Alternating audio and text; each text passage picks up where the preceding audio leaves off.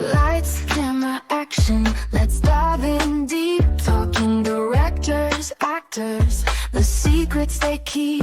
From behind the scenes to the silver screen. Hard-hitting questions, nothing in between. We're rated B, rated the podcast sensation. Unveiling truth, sparking conversations. Where every story gets its chance to shine. We're rated B, rated, let's rewind. Yeah, you were asking earlier kind of maybe what you got wrong or whatnot. The only thing I noticed, and it's funny because we actually cut a lot of this, is when they go into the house and you're like, oh, they're not even going to clear the house. We actually shot the entire clearing of the house and we were editing it and I was like, God, this is monotonous because we shot it pretty accurate. And I was like, people are going to be bored because it's not like in the movies, right, where you just storm in, guns out. It's actually pretty slow and technical. And so we were editing that and I was like, we got to just cut to them at least getting upstairs and everything. And the ending scene when they're at the motel is a little more, that's actually pretty accurate too. Maybe a couple thematic liberties I took, but anyway, sorry. I'm getting ahead of myself here. But. No, you're good. You're leaving that in, right, Anferny? Hell yeah, you are. Staying in. Like, well, guess what? Surprise everybody. This is who we're talking to right now. Yeah. Well, welcome to Berated, B-rated Conversations. We're talking to what? We're talking to James Morris, director of He Never Left. Yes, hello. Thanks for being here. Of course, Thank absolutely. you. No, what we were talking about, well, I mean, before it happened, was I don't know if we really want to say it, but you have another occupation besides just making movies, which is just crazy, that I have friends in the exact same line of work, Yeah. Okay. And we're just like, hey, you want to hang out? Nope, I can't. Okay. But for you to be able to do what you did with your other line of work, I was like, what? For real? So yeah. I'm pretty lucky, without getting too much into my department and everything. Yeah. My position is kind of it's a promoted position, and I have the liberty of basically, as long as I manage my cases and everything fine, I can kind of make my own schedule.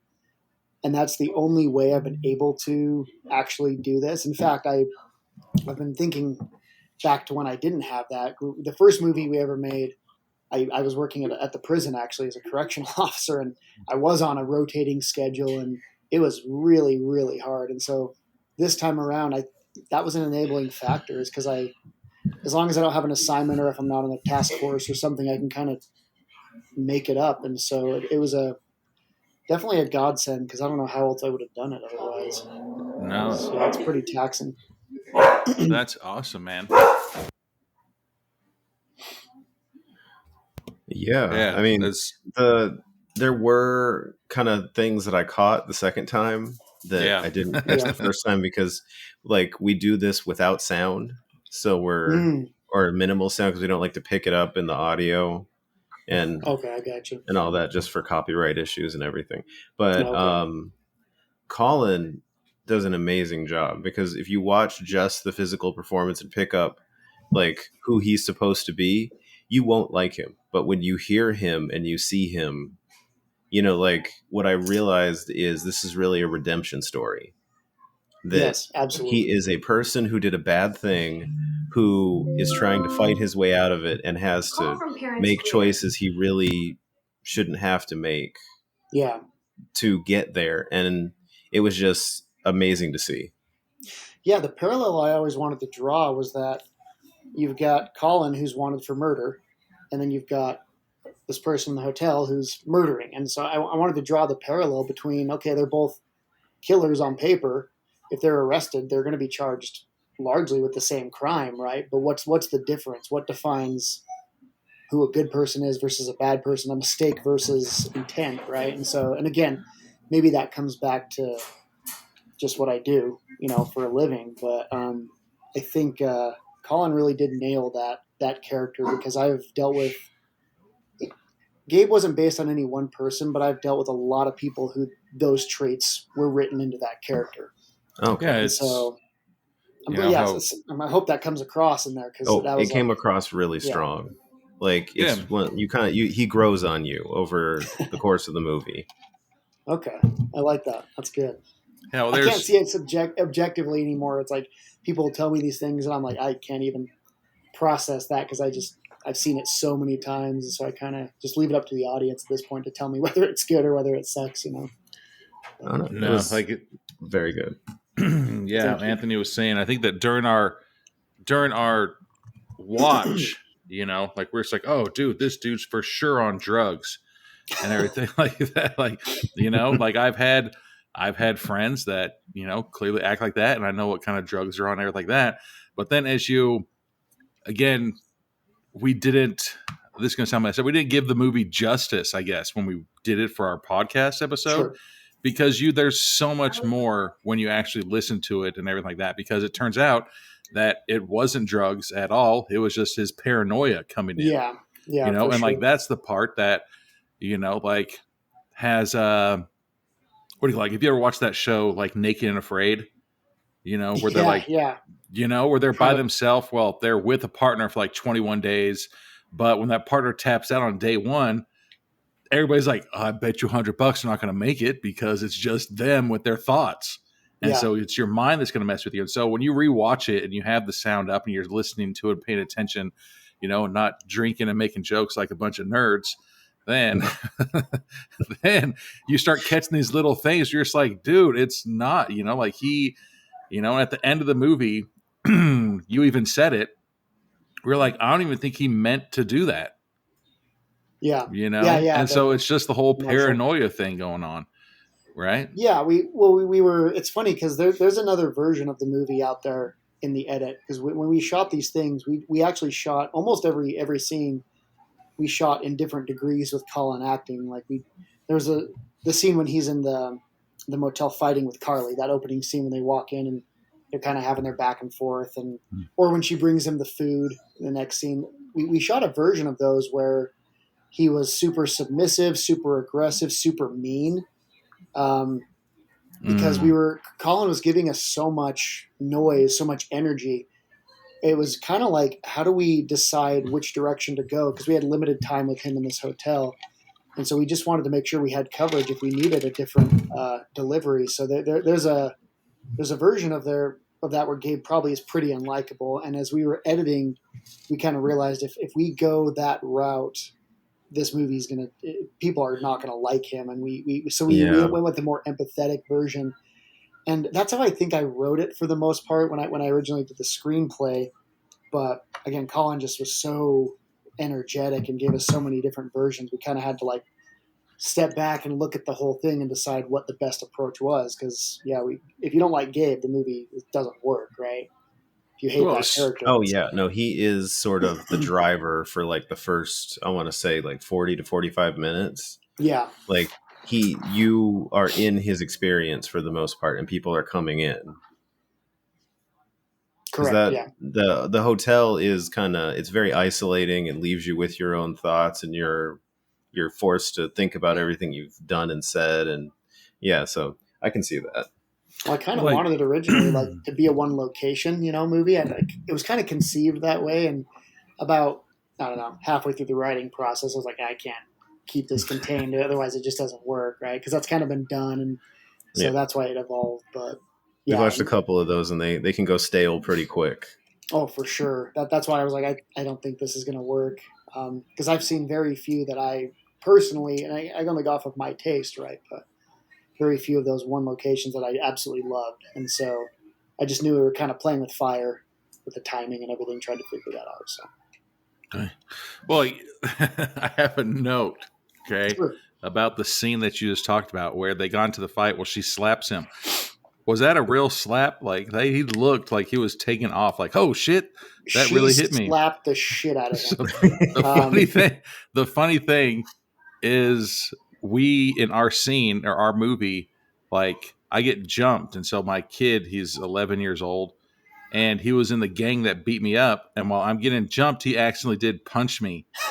And so like I look up at him, like in the middle of me being jumped, and his face like, oh shit, and I was like, oh, I gotta keep going. So I'm getting punched by everybody, but my kid actually punch face. So I was Yeah. like, dude, I hope that when that film comes out, like you can see me pause of getting beat up, being like, what the hell, bro? You know? But it was, what's that? I said realism. It sells Dude. it real. So what was so, also funny about that scene was it did look like it was, like maybe he wasn't expecting it because he's like, what the hell? And then when he did the kissing scene with her, like if you pay attention, like his entire like ear and face is just red as shit, dude. That's like it looked like 5 or 6 takes of that. Yeah. God damn, 5 or 6 takes. Well, you tell him. So he didn't quite go like Dude. Jared Leto with the method acting, but when he was in the zone, this part became very important to Colin. He really wanted it to be one of his like almost his magnum opus, and I really think he did. He ended up getting I forget what it's called. It's like the Canadian Emmy or something. Yeah, nominated for an acting award for this movie, and so he was super thrilled about that. And he just really wanted it to be real and to not be too cheesy or too, And so we were walking this line, but yeah, he. If you look at throughout the movie, you'll see little. We did our best to edit around it, but you'll see different battle wounds on him. Like shit! The ending scene when he gets in that big fight. And he hits the door and everything. Like he actually fell and scratched his back on the heating unit. And so throughout the movie, again, we tried to keep on top of it with makeup and everything, but you can see every now and then all the battle wound. He just took it so seriously. And when Jessica was slapping him, he'd be like, "No, hit me harder," And then there's even a take where he's yelling at you, "You want to hit me? You can hit me!" And she just wails on him. And so yeah, he went for it. And Mike and I are just kind of in the back like, holy shit, like this guy's going balls to the wall. And hey, but it worked. So all right. So then I guess a couple, more serious questions. Like where was that motel at? That motel's in Fairview, Utah. It's actually called the Skyline. I used to drive by it all the time. Fairview. Oh my God. To go camping.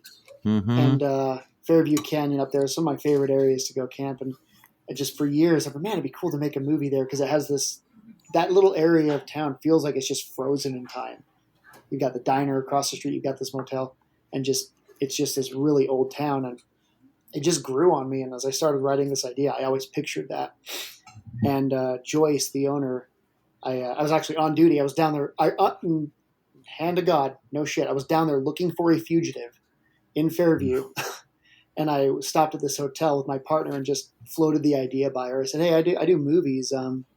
What are the chances we could film this?" She's like, "Oh yeah. We'd shut it down for you for a week, and here's the best time of year and everything." Damn. And so it just kind of became real at that point. And she gave us a great deal. We had the whole motel we rented out, and our cast actually stayed in different rooms. So Colin was in the room that he is acting in. That was actually his room.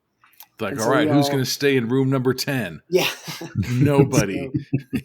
So yeah, we all just stayed there and made that work. But yeah, Fairview, Utah. Love that little town. All right. What about the storyline? Where did that storyline come up from? Oh, God.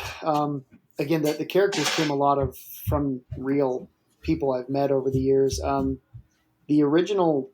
first thing I ever put to paper was that sequence with the lamp. When he's walking back, when he's trying to stay hidden and the manager's coming out and all that. And it was kind of like a short film. And so I wrote that out just thinking this guy's trying to stay hidden and no matter what he's doing, he keeps screwing everything up. Damn. And it just kind of evolved from there. Original – oh, go ahead, sorry. No, I was about to say that was a pretty funny scene. When he's like, "Oh shit, he's coming!" Like, what the hell am I supposed to do? Because you can't not answer the door because I literally just talked to you. The only thing you could think of is like, "Oh, she's in the bathroom now." Like, what a creepy ass dude! What a creepy ass like motel owner, or manager, whoever he was. David, David McMahon. David's awesome, and that dude really is not at all what he like. People can kind of resemble the characters they play. David is like light on, light off. It is a different world. His personality is so tranquil and so friendly. It's bizarre to watch him switch into that mode. But I was going to say, I've read some reviews where people were like, "Oh yeah, that scene was unintentionally funny." And I was like, "No, that's supposed to be funny. Like that was the point of that damn scene was to be funny." Like, damn. kind of a Mickey Mouse situation, but yeah, it's David was No. fantastic. He really was.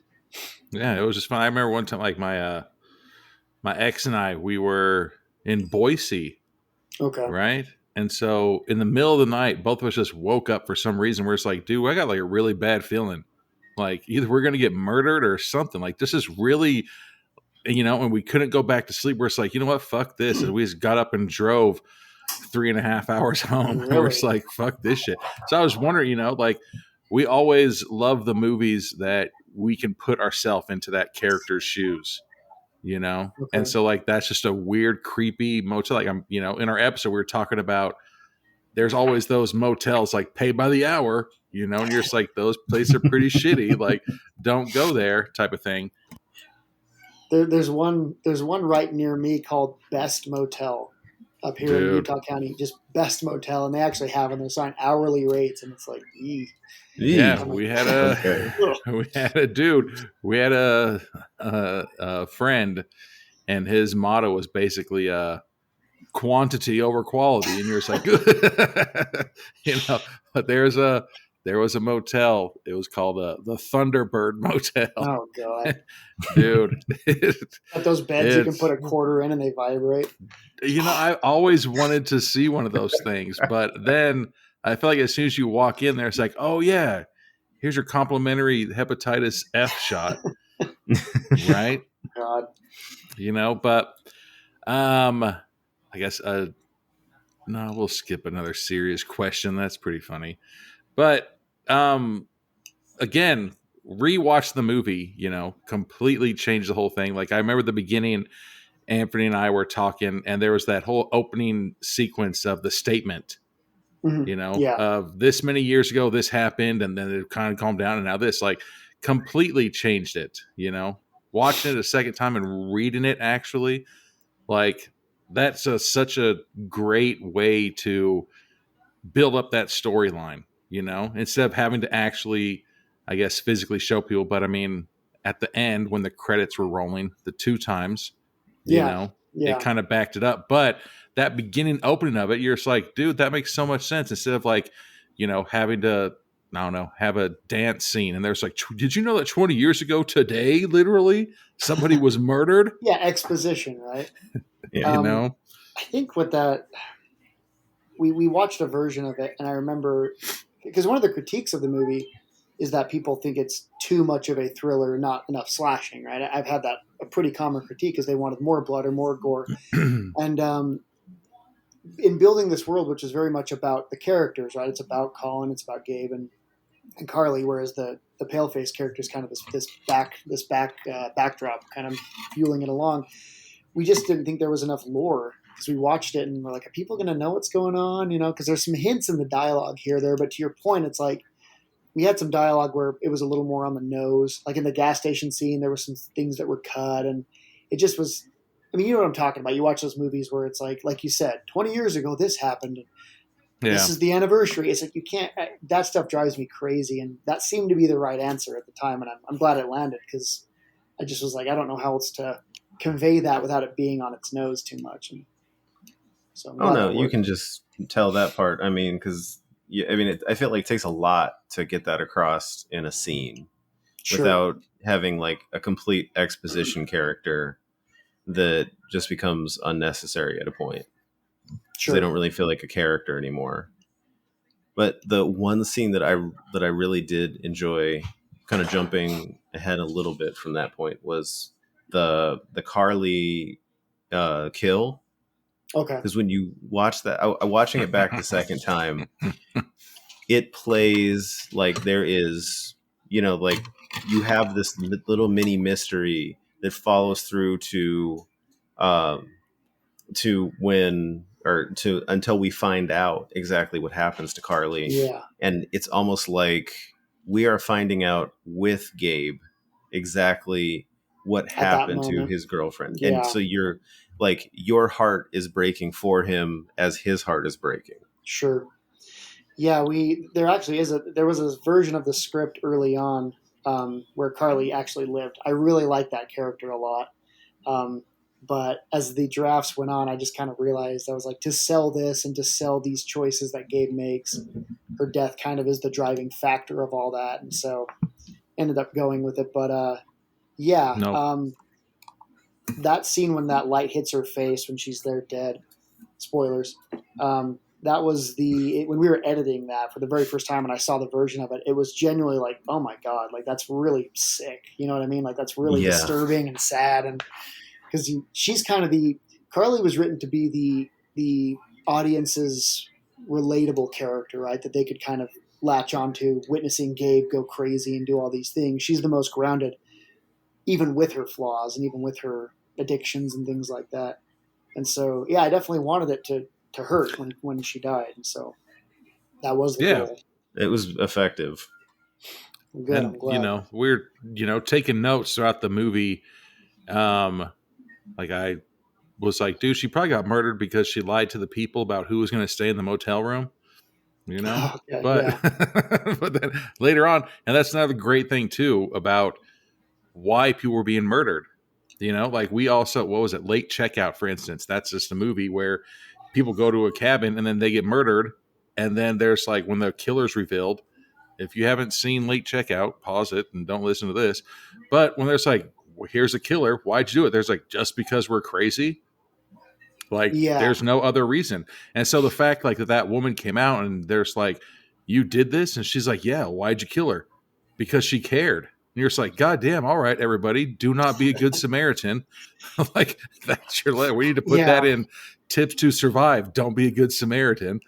Right? Because that, like, that part alone too was just, we love the fact that you don't need to have some, well, my kid, he got his chocolate milk spilled on him 10 years ago and everybody made fun of him. And so he was an outcast. Like, no, there's just fucking assholes out there that want to kill people for no reason. And this is exactly what happened. And it's a great reason, But it was also funny. People out there, no matter what, and they're going to do crazy shit no matter and sometimes there's no rhyme or reason to it. It was also funny because they also came in like, I don't know if you did it on purpose, but you put it that scene when he was delivering that lamp and he's like, oh, her credit card was declined. You're like, wait a second. This is a cash only motel, Yeah, that whole thing was a table set from the very first scene where he's in there, cash only. He goes to the door and he gets her address. And then the scene after that. Oh, God damn it. I didn't even catch that until you just. Yeah. Oh, God damn it. That's the thing. All right. We're going to end the episode. That's why God he knows where Carly damn lives. it.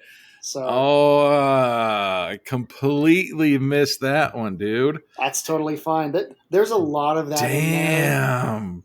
And I honestly wonder if I maybe was up my own ass a bit too much. No, that makes so much sense because like I really thought like after it all happened and everything like that, I was like the reason why she was killed was because she left that motel and they don't want any, you know what I'm saying? And so like I really thought there was some kind of before the ending happens, like there was some kind of connection of the people that go to that motel, they're not going to leave that motel type of thing. Gotcha. I'll throw you another curveball too.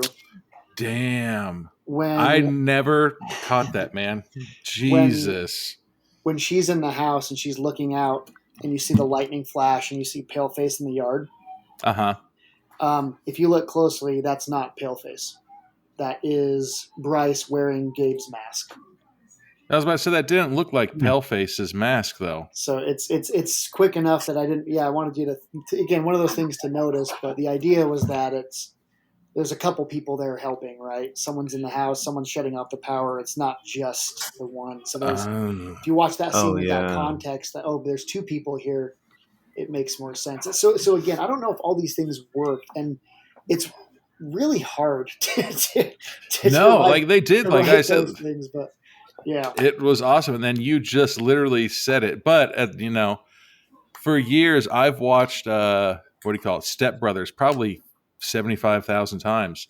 And just recently, when he comes out of Costco and has toilet paper in his hand, he's like, yeah, and he's happy. Yeah. I was like, yeah, he's happy because he's an adult and he's able to do that. And then I was like, wait a second. he's happy because he doesn't have to wipe his ass with the fucking bathroom rug anymore. I was like, dude, I've watched this thousands of times. I was like, it just now realized that that's why he's so happy about buying toilet paper. He's not happy because of that. He's happy because he doesn't have to wipe his ass like that anymore. So I literally love the correlation of wiping ass and no, and the revelation. the blowing my mind, because I was like, I really just thought that they just followed her, but then it 100% makes sense when that fucking Gabe was like, yeah, her address is 1,000 North.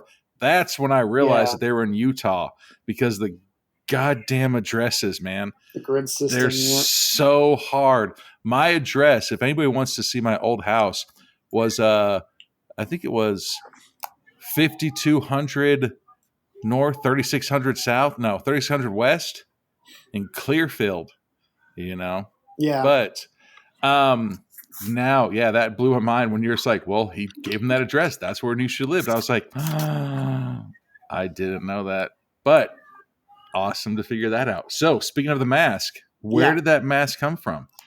So that mask came from... Or how did it come to life? Like, we see these masks, I think I actually have it here. Where the hell did it go? It's here somewhere. Oh, there it is. Yeah, I actually have it framed. Oh, wow. Like, how did it come to be? Or is there any kind of story behind that mask or anything like that? Like, it's just I drew super awesome mask. I drew a rough idea of it, like when I was just kind of coming up with it, and I actually had the name Paleface before I came up with the mask. I just thought it was a cool name, and so I knew it was going to be this kind of ghostly looking mask. And we talked to this designer in the United Kingdom named Billy. He's with he does Open Grave Effects as his business, and he had these really cool masks. In fact, if you go and look at his page, you'll see some masks that have traits in the Paleface mask. There's just some things I really liked from older masks he'd done. So I sent him kind of a design, just a rough idea, and he just kind of started to work on a sculpt, and he'd send me variations of it, and we just kind of honed it down. And the idea was that no matter what angle you look at it, or depending what angle you look at it, there's different facial expressions. So he's like, he's sad here, he's happy here, one eye. Oh, that's cool. Yeah, we actually did try to play with that a bit. I think we gave up halfway through trying to like match emotions with what the killer was doing. But that was the idea behind it, is that it's not just a stoic mask. There's emotion to it. There's expression to it. And so all the credit goes to Billy for his design. I gave him a sketch and kind of told him what I wanted, and then he was able to refine that down into what it is. And I'm really happy with it too. I really like that mask. Is there anywhere to buy that mask? He will make them custom. I know he does. He has something he's been selling from a slightly different mold, but if you check out his stuff, I know he can custom make one. So. Oh, that was awesome. Like, we like those masks, where they're, I don't know, they're simple, but they're still, scary. They're still messed up looking, There were two that we had. We had two made. One's here in my office. I think we gave the other one to Will, the actor who played Paleface. I think that's hanging on his wall, if I remember. That little kid? No. No.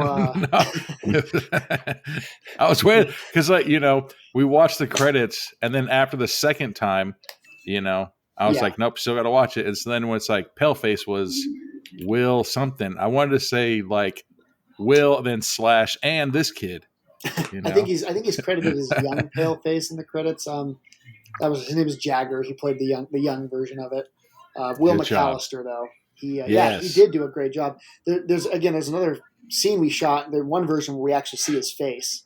We were debating seeing his kid face, but we decided to kind of just keep it consistent throughout. But it is crazy when you get done editing a movie, like how many different versions of that movie exist if you've done proper coverage of everything. Like it's like I could edit almost an entirely different like paced movie based on different things. But really, so do you know how much you filmed versus how much, well, I mean, we know that you used, 90 minutes of it, but how much do you think you filmed versus how much you used? I mean, in terms of like raw footage hours, Yeah. man, just gonna have to guess here because we shot like probably like it was like 14 days of shooting total Wow. for the All right. movie, 6 in the motel, and then some blocks to piece the rest together. I mean, I'm Wow. gonna guess. No, I mean, yeah, that's good enough right there. Like, damn, Yeah, 14 days. 14 days, you crunch it down to an hour and a half, man. yeah. I mean, That's dozens and nuts, dozens dude. and dozens of hours of footage for sure. Yeah, it's not. It was a lot. That's Consumed nuts. years of my life working on it, but yeah. Wow. So the thing that always gets me, and I'm trying to get better at it, I guess, is that opening scene, that long, beautiful drive. Did Okay. you film that, or is that B-roll? We did film it. See, it always gets me. Every time Yeah. it's like, dude, look how awesome that place is. And it's like, I'm pretty sure that's probably B-roll. So that's going to be my question if we talk to people. When you have beautiful scenes like that, like, Yeah, is it just inserts or yeah, that's up above it's called Alpine Loop. It's right below Sundance. And it connects Sundance to Deer Creek and a few areas up uh, there. But yeah, we went up there with Jeff. He was our aerial guy, and we just drove wow. and filmed the drone all afternoon and evening. And half the time, I'm the one driving that damn car in those shots. Wow. Dude, But that such great. That's another thing too that we enjoy, and like don't sound like old men. We're just like, dude, look at that nice ass house. Oh, look at that nice scenery. Oh yeah. Like that's one of the biggest things. Where it's like, dude, look at that. That is such a nice shot. Like if you tell your 17-year-old self, like one day you're gonna appreciate this nice scenery. You're like, no, I won't. You don't know Yeah. me. we just wanted No. it to feel, it's like we just didn't want it to feel simple. And I think opening with that, it kind of makes it feel big and, like, and the music Randon did. Like, in fact, that music in that opening scene was the first of the score that I heard was a version of that for the opening credits. And that for me was a moment that made it real for me. Like we were watching early scenes and everything, and Randon sent me that scene with that music, and I was just like, God damn, like there is some power in these visuals, and I definitely felt it. So yeah, I really really like what we did there. Yeah, nope, it was very awesome because also it kind of gave it that small town feel. Like it was big enough Sure. where that people know about it and everything like that. Where the tragedy that was going on, everybody knows about it. But those long scenes of them driving and stuff like that, like Yeah. and then it just adds to the whole fear of if this was a smaller town and then all these people went missing and then they blame it on this pale face person, right? And now all of a Yeah. sudden people are going missing too, like the ending scene where they're like, oh my God, and she spills her coffee because of Yeah. this. It's another great thing. Did you say which one of you said you guys lived in Utah for a while? That was me, Brian, Okay. with a B. Do you remember what years you lived there? It would have not years, thankfully. It was my junior year, my second semester, my junior year in high school. So 99 to 2000, I believe, Okay. or So, 98 to 99, because I graduated in 2000. So 98 to 99, the second semester of my junior year in high school. okay. So the reason I asked that, and again, maybe I'll say the name, but you can edit it out later, depending on if you, for the sake of respect to the story. But there was a girl in our town, and it was a big thing in Utah. She went missing. Her name was Kipling Davis. Does that name ring a bell at all? And it would have been 97, I want to say, when this happened. Something like that. So I actually, before we moved to Utah, I was in Idaho. So I was just an hour and a half away. I was in Pocatello, Idaho. But Yeah. that name, it doesn't. But I mean, like I said, we lived in, what was it, Clearfield, right? Yeah. And the reason I ask is just a lot of, you asked kind of where this came from. Some of the inspiration actually came from, not from that story, but to this day, you still see, because they never found that person. You still see, well, there's another funny element to it too, but you still see missing person posters they've aged them and everything. But to this day, like in town, because this was where she lives, this is the town where I grew up, and so I still see those posters, and that kind of was the subtle inspiration in my head of those posters everywhere. People who've been missing for 20 years, but their family still puts up new posters, right? Yeah. And so that kind of stuck with me. And in fact, one of the guys suspected in her disappearance was at the prison when I worked there as a correctional officer. And so there's this weird kind of connection to that story that I have. And anyway, it's a horrible thing. And the guys who are involved, he's a piece of shit. But anyway, it's funny that just you were there in that kind of time, and there's that kind of old inspiration that I had for some of that. Like, it was you. Yeah, no, that was after us. No, I think my 97, I was probably still in like ninth grade, maybe. So I graduated. Yeah, I graduated in May of 2000. So that would have been 98, 99 when I was there, I believe. So that was before us. All right. Anyway, no, but yeah, there's kind of rabbit hole there, but. No, it's also like, because when we first moved to Idaho, because I was born and raised in California. Yeah. Then I moved to Idaho because, shit started getting real in California. And there was a little girl, the same situation. She went missing, and then they found the person that did it to her. And it was a horrible story. Horrible torture, dismemberment, everything like that. Yeah. And so, like, the main person, he like went to our church, and he's like, I fucking hate, because he has to walk him down, and like when people want to throw shit at him, he has to protect him, and all this shit, you know?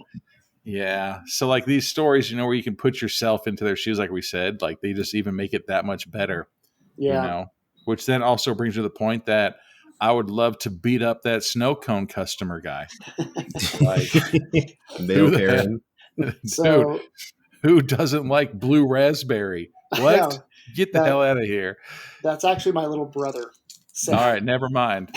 No. I'd like to beat his character. His ass too. So no. His character, I'd like to beat the shit out of. Like, no. Get your goddamn snow cone. we make the joke because Sam's a pretty funny dude in real life, and whenever because legitimately it blows my mind how many people bring his performance up at festivals, everywhere. People are that snow cone guy, and so Sam loves that he has this little notoriety he's built around his performance. And the joke I always tell is that he just didn't know we were making a movie, and I just said, "Hey Sam, go buy a fucking snow cone." I will. And he went and did it. No, he's a good sport, but no, it just freaking kills me. And that scene, as scripted, doesn't even exist. We were the scene is a flashback on the script where it just says you see him serving snow cones, and that's it. Yeah. So we went to shoot this flashback, and we were like, we need to do something here. Like, I don't know what. And we all came up with this sequence on the spot. So that what you're seeing there, we all kind of wrote that morning instead of just shooting a series of flashbacks. We just let's just shoot a full interaction. We just came up with it. And Sam just was so funny that and that scene humanizes Gabe so much because it shows him being berated, working a snow cone check, which a lot of these guys who, get out on probation or parole, like that is the reality. It's like they have all these requirements and they cannot get a job, and it sucks. And I have empathy for that. And so again, these things that are in there kind of come from this world that I have got to experience, had the privilege to participate in over the last few years. And so, because there's also that.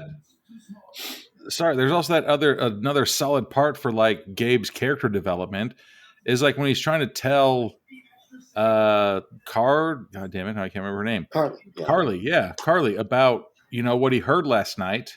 He's like, oh, I heard a crash and I heard this, and she's like, well, what'd you do? And he's like, well, I didn't kill her. And she's like, really? Like, what did you do? So like that just proves that he's had issues his whole life and he can't be trusted, and like he's trying to better himself, hopefully, and like you kind of got that he's like, dude. And when he went off that whole spiel of trying to get a job and everything like this, and you start feeling for him, and then you go into that, like unfortunately we all have those friends that do suck, where you're just like, what'd you do? And so he instantly went to the whole like defense, like, I didn't fucking do anything, I didn't kill her, this. She's like, no, bitch, like, what did you do? Did you try to help her? Like, come the, Yeah. And he's like, oh, no, I didn't do anything. Again, proving that he was, previously, before getting out, he had issues with, he burned every bridge apparently. And that's just, I'm glad that came through. Yeah. We definitely wanted to kind of show that Carly was sick of his crap, kind of insinuate a longer relationship there. And part of that, with that, what you're saying, what was the intent of that, was to kind of show like, well, what did you do? And he's like, no, I didn't do anything, I swear. And clearly she's probably heard that, a dozen times by now in their relationship. So and the lamp is the final straw that broke the camel's back. He's like, a lamp. And he was so pissed about that. Right. Coming over here with a lamp. Yeah. He's like, what are we going to do? He's coming in hot. Man. So we were laughing so hard filming that sequence when he was freaking out. I was actually in the tub behind him, so I was in. There's nowhere to fit in that damn room because it's so small, and so I had my little screen that I was watching the shots from, and I would just hide in the tub because I could watch everything and not be in the way. And so he's in there screaming, and I'm just in there dying, trying to keep my composure as he's screaming into the sink. Man, no, that's awesome. Yeah. Then the only, the funny thing too, and then this was while I was watching it, but when your character went up to the gas station, the younger, attractive girl, and she's like, what are you looking for? He's like, oh, he murdered somebody. And then you go to the motel, and the older lady, you're like, what did you do for? I can't tell you. Like, what? She could tell the younger, attractive girl what the hell happened? You can't tell the older person? Like, really? Yeah. That was funny. I don't think we caught that. I don't know if that was on purpose or not. I don't know if I caught that. That's kind of funny. Dude, yeah, that actress, I don't know if you ever guys watch America's Got Talent. You ever seen that show? Yeah. Here and there. So that actress's name, her name is Mary Ellen Wolf. She was the runner-up in America's Got Talent a few years ago. Oh, really? Oh, wow. Yeah, she and her husband do a residency in Vegas. It's a show called Duo Transcend. It's like a trapeze, Cirque du Soleil kind of thing. Good God, a trapeze? Yeah, wow. they do some crazy stunts. And so yeah, they were we'll have to look at that America's Got Talent, but she was really funny to work with. Well, she kept hitting me up because we did a test pilot years ago with her before she was kind of more famous, and she kept following up with me. Hey, let me know if you're ever working on a movie. And so I hit her up, and originally I was actually going to consider her for Carly. Similar look and everything. Jessica hit it more, but I said, hey, I do have a smaller part if you want it, and she wanted to do it. So glad we got her. She was really good. That's awesome. Yeah. I think I've only got one more note on the movie. Anthony, you got another note? Before we go into all of those hard. No, you kind of hit everything I was gonna ask. So I was going to ask about the cicada sound. Okay. Was that a Dumb and Dumber thing? No. He's like, you want to hear this, dude?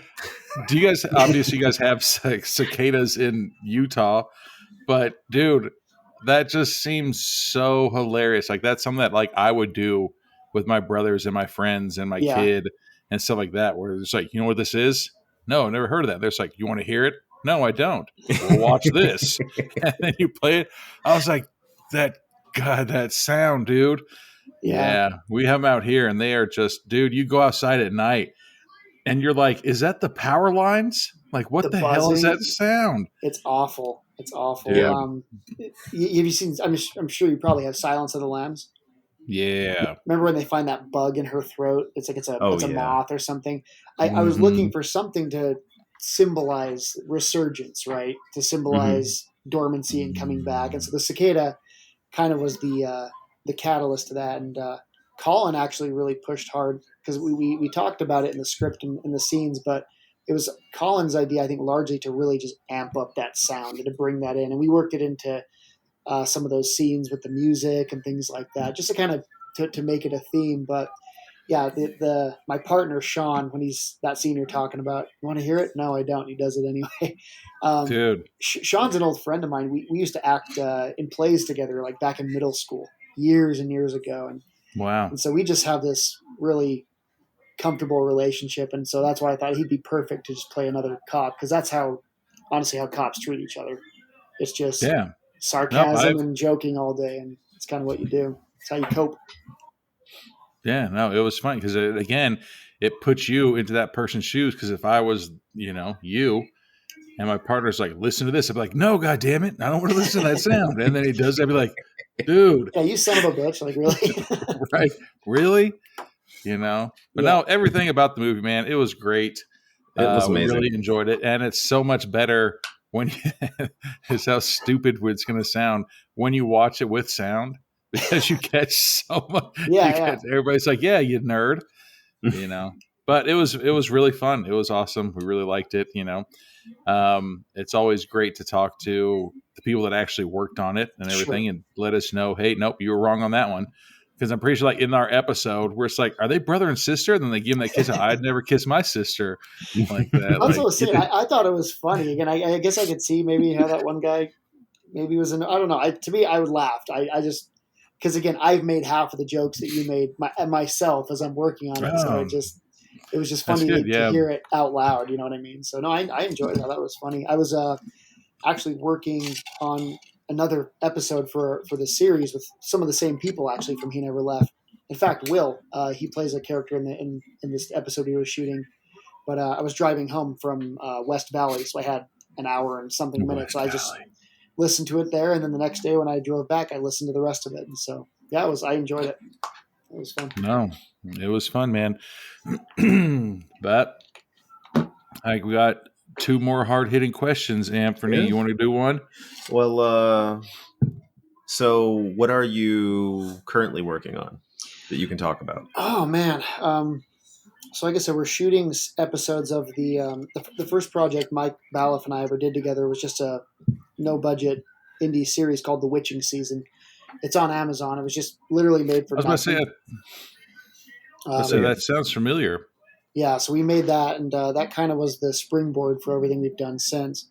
And then, so we're shooting a sequel series to that. So we've shot 3 episodes. We've got 2 more to go right now. So that's what Mike's. That's kind of his project. I directed a couple of the episodes, but we're working on that.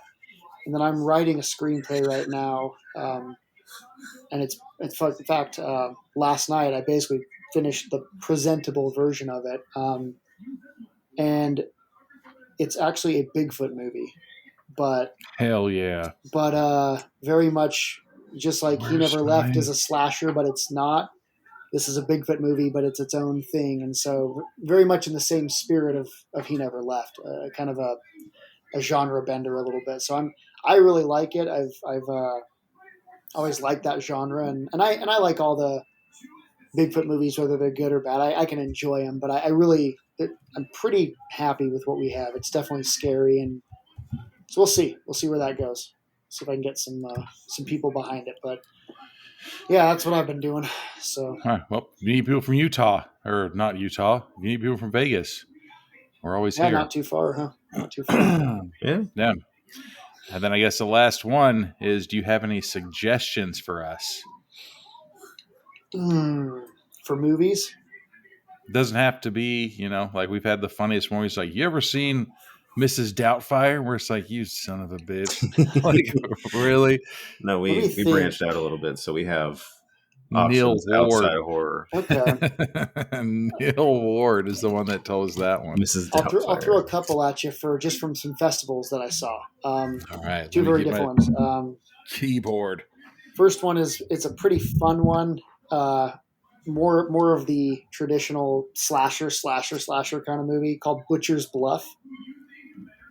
We screened alongside that one in Austin at a festival. Okay. And then the other one I'd say is Cannibal Mukbang, which we also screened alongside that one at a couple festivals, and that one just came out barely. And I really, I really enjoyed that movie. It was pretty fun. It's got some good gore in it, and those are the 2 features that I just off the top of my head I can think of that I saw. But all right, you probably like them. No.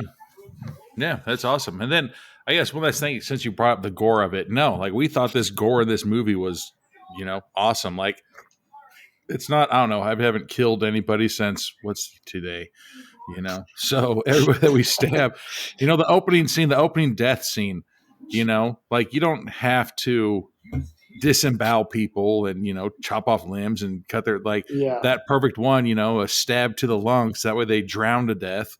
Like a beautiful, you know, like that's all it took. And, you know, that's more realistic than somebody being like, hi-ya, and fucking Muppet powering somebody. I wanted some realism to it. And again, there's no judgment against people who don't like that, who wanted more gore. Like I remember one guy was like, yeah, Art the Clown would kill Paleface. It's like, well, how the hell can you compare the, you know what I mean? It's like, yeah, but they're just not the same movies. And there's nothing against Terrifier. Like that, hey, Damien has freaking made a iconic franchise now. Like no hate at all, but it's like these aren't the same types of movies. And so when I hear those comparisons, it's like, it just shows how horror as a genre is so subjective to every little click, right? Slasher fans or thriller fans or haunted house, it's all horror, but the movies are so different. You know, an action movie is more of an action movie, right? But horror is I think still broad. It's like, I think we talk about, you know, there's like the gory movies, then there's the scary movies, and then there's the more realistic movies and stuff like that. So no, it was awesome, you know, and then everybody's gonna be like, you've never done that before. You don't know if it was realistic or not. I'd be like, I don't, but it looked more realistic than chopping someone's arm off and their small intestine comes out. I can honestly say that every kill, every stab, there was some, again, some of it has to just be thematicized because it's a movie, but there was intent. You talk about the opening scene when she gets stabbed. I've actually seen people get stabbed, and Jesus. Yeah. So it's like the idea was, he knows where to stab her. It's not hacking her apart like Psycho, right, in the shower. It's, Anthony was on Fremont Street literally yesterday. No, I wasn't. So you've seen people stabbed too? I forgot you guys live in Vegas. He was doing it. Gunshot wound victims, So. Jeez Louise, man. But Anthony's like, let's go. So there was some intent of realism behind all of that. It was effective. So it was awesome. It was awesome, man. But no, I guess I'm out of questions, man. So, I think the only thing is, where can people it always sounds so weird, like where can people follow you on the socials? Where do you live? You can follow Witching Season Films. That's the production company that kind of does all these things that I work with. You follow me personally. I'm James Morris 7403. It's my Instagram. It's really the main one I use. I don't do a ton of social media. But and then obviously the movie's kind of available everywhere right now. So man, he never left. Give it a shot, man. It's awesome. It is. It's really Thank you. good. I appreciate you guys saying that. You know, watched it a couple times. So no, appreciate, man. I love the fact that you reached out, you know, and Well, I was laughing, man. You made me laugh, and I was like, okay, I at least got to say something, you know. No, we're glad, you know, we're happy that we were able to do that, you know. Yeah. But no, thank you for taking the time out of your day, man. You know, Absolutely. I know you're busy and everything, so super appreciate it. Love to have you on again sometime. You know, anytime that you're ready. Rated B, rated the podcast and state.